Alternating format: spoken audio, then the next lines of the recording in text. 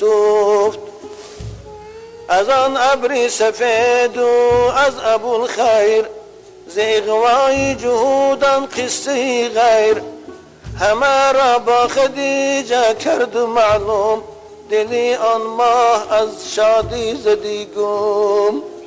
حضرت خدیجه مفتون او شدن گرید، بداد اجره به هر یک کاروانه، بداد اجره به هر یک کاروانه، ز احسانش همه در شادمانه. شده در اجره احمد تحمل، به خود پیچید و همچون غنچه گل. اما رسول اکرم حقش دادند، امروز پگاه کردن گرید. ز باب اجره حضرت نزدم، ز باب اجره حضرت نزدم، دلی بو طالب از کین گشت و پرغم. ز غیرت آمد و از غیرت آمد، آخر پیش اما بگفتا ای خدیجه باش آگاه. با یک رکرت سیم ابو طالب آمد و بسیار غضبش آمد، بگو با خدیجه تو گفت نصف هم گفت ما را تحقیر نکن، ما مخیر کلان زاده هستیم، مخ خداوند ما را کم بغل کرده است، ما را تمسخر نکن. گویی چه های روزو بیا پگه بیا گفتی استادی. مرا فهمید ناداری و بیمال، مرا فهمیده نادار و بیمال، کنی ما را زین رو خار و پامال. همه را داده سرمایه نیک، همه را داده سرمایه نیک، چرا از ما سیاه کردی گردیدی چون دیگ. همه را حقاشانو دادی، چون منو نمیتی؟ اما میخوام این محمدی زیبامو توی کنم، زنشتیم.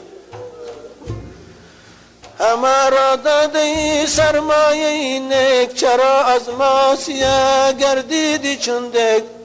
نباشه مازی هر تخمه ز تو کم، چرا در انتظاری میدی غم.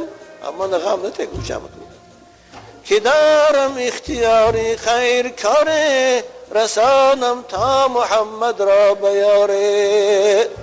مقصدی من آخه توی کردنی محمد گو که تجری دست آن سروی روانم، که تجری دست آن سروی روانم، خراب از بر آبادی شو جانم. آخی محمدی من گو حالا زن نداره، به خاطر اوای من خیلی عذاب روحی کشید ایستادم، یا جا آبادش کنم. که آن شه از بری امیدی گنجه، که آن شه از بری امیدی گنجه، کشید در این سفر بسیار رنجه. چرا در اجرش سازی تعلل، چرا در اجرش سازی تعلل، که بخشم تا به سروم غنچه گل. اما میخوام برای این سرو زیبام یک گل غنچه را تقدیم کنم. آخر خدیجه شد چو غنچه در تبسم، حضرت خدیجه با خندشان گرفت. خدیجه شد چون غنچه در تبسم، بتاب ناز و عشوه شد اندر تکلم. نبیتوان راز دل آخر نهفتن، نبودش چاره از غیر گفتن. زیرا عزیزان من ایخ چیزی نیست که در دل پنهان مونه. بنابر دیگه خدیجه هم طاقت کرده نتانسته آن آرزویی که در دلش میپرورید او را به آشکار برای ابو طالب بگفت. نبیتوان راز دل آخر نهفتن، نبود شاره از غیر گفتن. زی سوز داغ دل شد به تحمل، در آمد در سخن آخر چه بلبل. محیط عشق میزد در دلش جوش، دریای عشقی در دل خدیجه که تلاطم کرد دیگه نتانست خوش کنترل کنه. حیاش هم یک طرف شده، دیگر آبروی زنانش هم یک طرف شده، بسانه خوش کشاد. محیط عشق میزد در دلش جوش، کجا ماند عروسی عشق رو پوش. عروس عشق هیچ جا پنهان نمیمونه. چو زلفی سنبولش با خود زده پیچ، نیافت از غیر گفتن چاره ایچ. به ابو طالب چی گفت؟ بابا گفت، بگفت ای پیر قومی ما عربها، بگفت ای پیر قومی ما عربها، مرنجان خاطری خود زین سببها. نیم بر مال و سیمی خوش خیش و مغرور، ولی در دیدم شد حاجتان نور. بابا گفت من به خاطر مال و ثروت به محمد بخیلی ندارم، لیکن من یک خواهش دارم، همین محمد زیبایت در دل من آنقدر جا گرفته است که من به او دیگه زندگی کرده نمیتانم. میشود که اگر راضی شوی من همچون همسر خم به او تیم، مالم همش از آن او، خود من به او میتیم. راضی میشی؟ به دل دارم که باشم کد خدایش، به دل دارم که باشم کد خدایش. من این پول و مال به او لایق ندیدم، همه مالی من سر و صد قصری او، جان من برای او فدا میکنم، همه جان منو میگیری برای او؟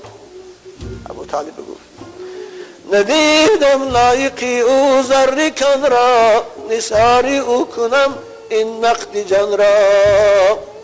چه لایق بر رخی خورشید او پول، فدای سروی او صد همچو منگول. من بر این گلا هزارش فدای سروی محمدی گفت. قبولم گر کند دست آبریزی، کنم از جان و دل با او کنیزی. اگر قبول کنه من دست آبریزیش من تیار هستم که او رو به شوهری گیرم. خلاصه کلام حضرت من نزد ادامه میتید. خوبه که وقتی ما تنگمون.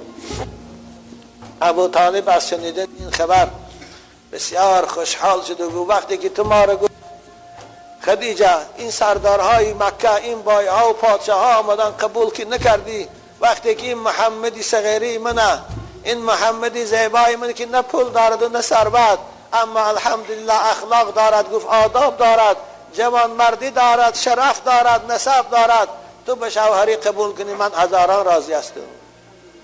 خلاصه کلام ابو طالب آمد و خدیجه عمکش فیرات کرد، عمرو ابن اسد عمکیشه و بچه عمکش فیرات کرد. ابو طالب از این جانب رسول اکرم خوب با لباسای شاهانه و این چنین همراه با حمزه و عباس بعد از آن برای خواستگاری به خانه خدیجه رفتن. توی رفتن، شهر مبارک رفتن، شهرمرد بردن. عزیزان من هوا هم سیاه شدیست، انشالله که مال مولود میخونیم.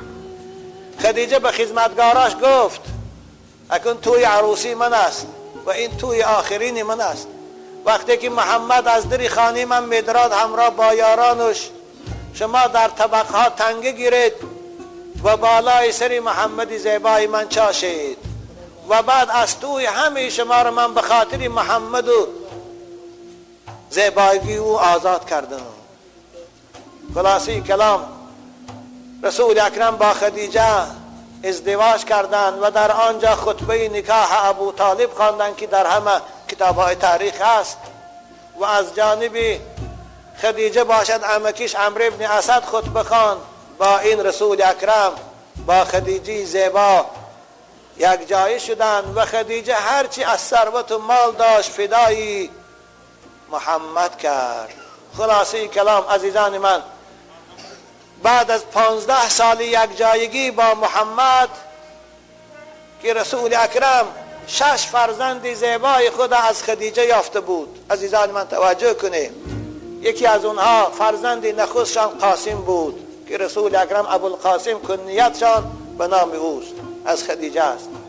بعد از او باز 4 دختری دیگر شد، یکی زینب شد، یکی رقیه شد، یکی گلسم شد، یکی فاطمه زیبا، فاطمه زهرا، نور چشمی مصطفی صلوات الله و سلامه علیهم او شد.